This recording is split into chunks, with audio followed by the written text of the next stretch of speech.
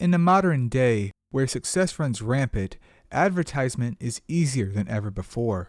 Whether it is through a content creator on YouTube, an audio segment during your favorite podcast, or a billboard as you drive to work, this is an era where people won't forget about what is promised.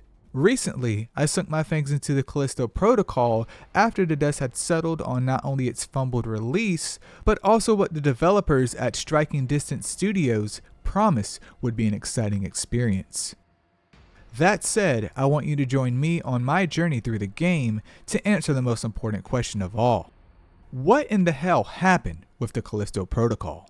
To properly answer that question, I will be assessing the gameplay, the story, the marketing, and its replayability, so buckle up. Whatever you say. Grab him, too. Hey! What are you doing? Hey! I didn't do anything! When it comes to the survival horror genre, there are two design choices, in my opinion, so don't come for me, that make it unique from a gameplay perspective when compared to that of other genres. These two design choices happen to be scarcity and tension. Whether it's ammunition, healing items, or weapon slots, scarcity is a design choice that forces the player to choose. If they have too many items, they can sandbag the boss, but too little may also be unfair. In this case, scarcity is a big problem as the developers homed in on it, but in the worst way possible. Health injectors and GRP battery packs are plentiful, but when it comes to ammunition and credits, well, you are in for a hell of a ride because they don't want you to have either. Thanks. Though the game features a total of 5 different firearms, chances are you will be using 1 or maybe 2 at tops, because the credits you do get will either go into ammunition or the stun baton. After all, melee is free and effective. But this is where things get muddy as the other design choice that makes this genre what it is gets thrown onto the floor and beaten to a pulp by Jacob himself. That second design choice is tension. Tension by definition means strain. This can be physical, mental, emotional, or a combination of the three. A solid survival horror game utilizes these at varying levels throughout a playthrough.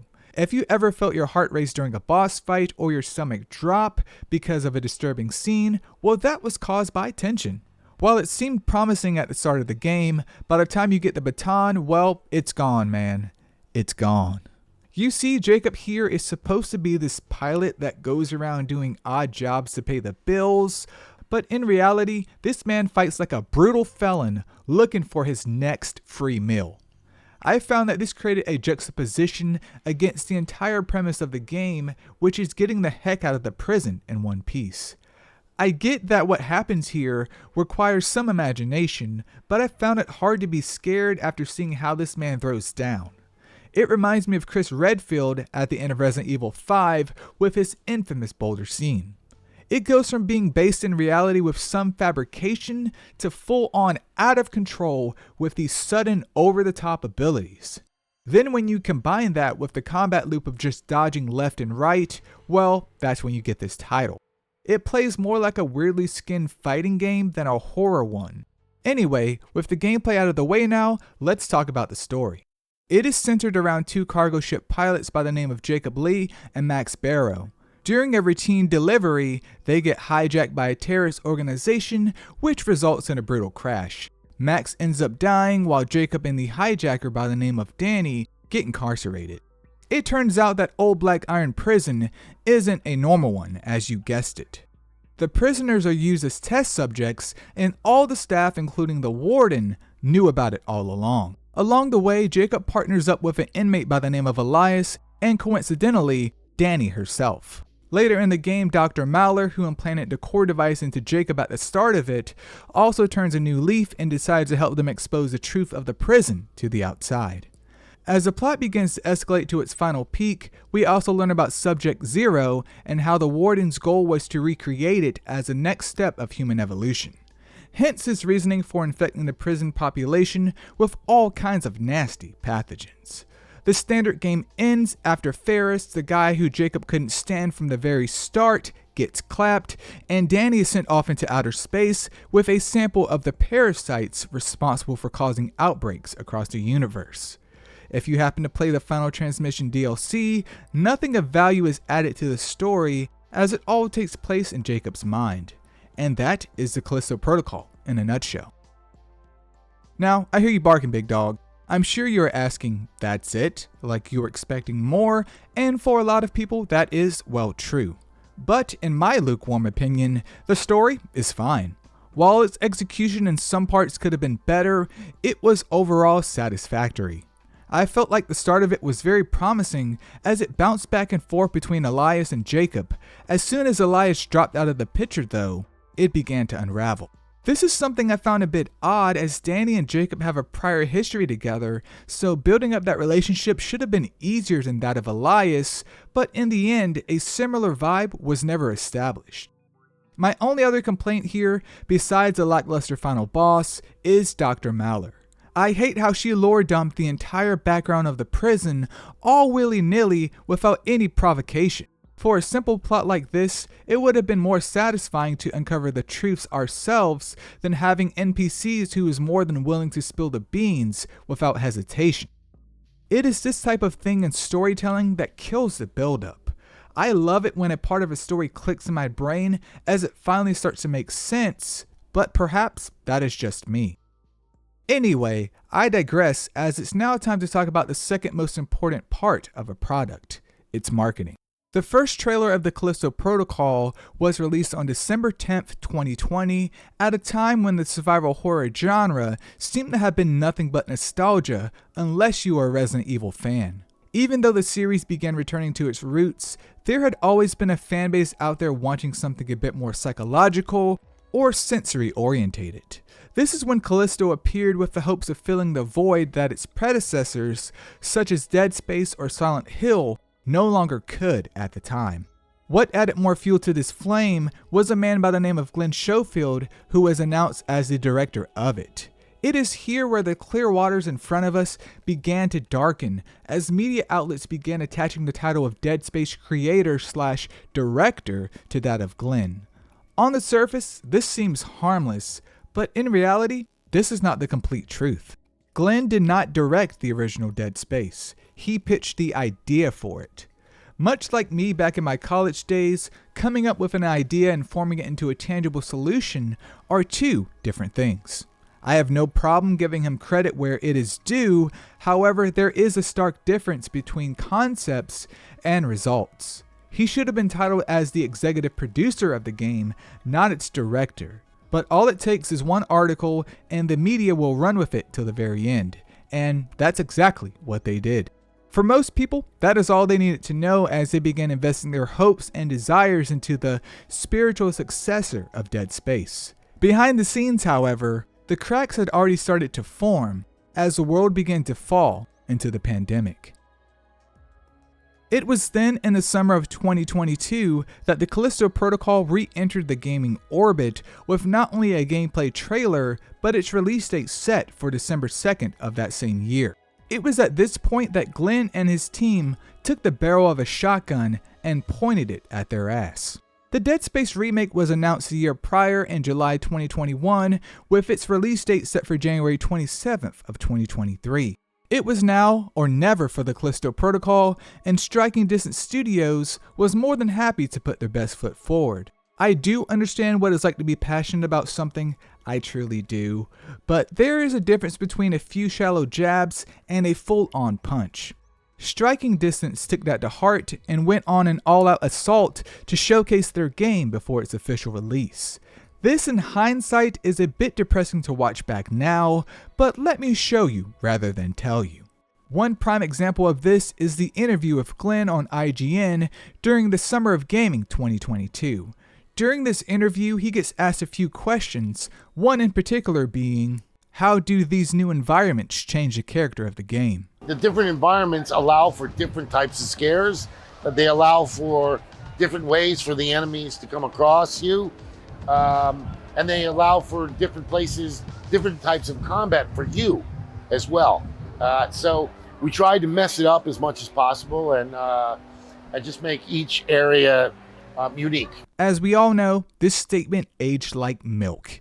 It is the complete opposite in the final product, as the game itself is just too stingy with credits, which hinders experimentation. Another example is the 3-part mastering horror, the Callisto Protocol docu-series that premiered on the Striking Distance Studios YouTube channel a few weeks before the game's official launch. Episode 1 starts with this little snippet. Glenn Schofield and the developers of the Callisto Protocol invite you to join them and some very special icons of horror as they discuss crafting the perfect horror experience. While these videos did not go on to garner millions of views, the problem with this type of setup boils down to word of mouth. All it takes is a couple of influencers, as the kids say nowadays, to back a product and many will flock to it without a second thought. My final example is from the Ars Technica video titled How the Callisto Protocol Gameplay Was Perfected Months Before Its Release. This video focuses on the studio fine-tuning the product before its official launch. Here we hear the same thing in regard to the combat. We're a survival game, so we want to definitely make players feel like they don't have enough of everything, but actually you make sure they do have enough to get through the game. So that's the number of bullets and the amount of health, the number of credits, how many upgrades they're getting. And so it all kinds of feeds into itself and stacks on top of each other. So you really need these longer playthroughs with an eye just on that to do that fine tuning and make all the right adjustments. We have a melee shooting combination in the game, so you can play as you want. I'll tell you, by the end of the game, you're probably doing 50-50. While I could go on and on about these examples, the most important thing here is the sheer number of them spread across different media outlets. When you combine that reach with the magnifying glass of COVID and the Death Space creator title, well, that is how you create the perfect storm. But in this case, it wasn't the game that was in control. It was the people around the world with their wallets. Last but least, let's talk about its overall replayability. According to my Steam time, I clocked in about 9 hours from start to finish on its default difficulty. Outside of New Game Plus, where you get to keep the weapons you previously upgraded and ammunition, there is the Final Transmission DLC. While the DLC mostly focuses on the gameplay, it does its best to tie up the final strings left after the ending of the base game. At full price, I would complain about the DLC, but if you got it on sale and like the base game, then it is what it is. The DLC in my eyes has little to no impact on the final product. It is just a bit sad that the New Game Plus felt like an afterthought. While new enemy variants would have been cool, I think introducing New Game Plus exclusive weapons to the mix would have locked me in for another playthrough. But I found replaying the game to be of little priority compared to that of, let's say, Silent Hill, due to the lack of intricate details in the environment and plot. I am not saying that New Game Plus should contain a brand new story, but there should be a little bit more incentive to drop some more hours into it, you know? With all of that being said, it is now time to answer the most important question of all. What in the hell happened to the Callisto Protocol? Bottom line, up front, it comes down to the right effort being put into the wrong areas.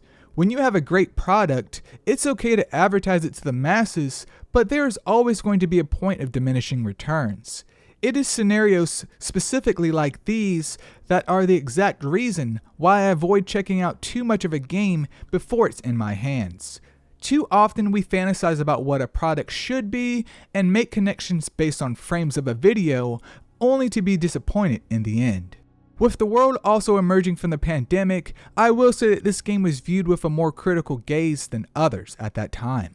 Whether that was due to COVID or its marketing, I will leave that food for thought up to you. Gameplay wise, the combat side of things should have been focused on tension and not the gore system that took 2 years to perfect. We spent a couple years on what we call the gore system. Jacob should have felt vulnerable to a degree with tools at his disposal instead of feeling like a hitman. Also, what happened to the build-up at the beginning? Why didn't we get to experience life in Callisto before suddenly waking up violent and angry? This was the perfect setting to ease the player into combat and exploration. When it comes to the story, it's sufficient, but I do have my gripes with it being handed to us by Dr. Maller instead of forcing the player to work for it, as I previously stated. It really took the wind out my sails, as it makes you realize that the game was just one big hallway leading up to her. Linear progression, like most titles, is fine, but a few puzzles here and there would not have hurt to break up the journey. Replayability wise, well, you just got the gist of it. This game is by no means bad, but I would not say that it stood out to me either. If you get it for the right price and have no preconceived bias of what it should be, then it's an okay experience. For those Dead Space fans searching for the next big hit, this may not have been it, as it fails to distinguish itself from a once established trilogy. It is a bit of a shame, though, that it did not live up to the expectations Striking Distance Studios were hoping it would hit. They were genuinely ready for it to take off and become its own IP, but that rocket detonated at launch. If there's one thing to take away from the failures of the Callisto Protocol, it is the power of marketing. I am a personal advocate of letting people know your product exists, but ultimately, it should speak for itself.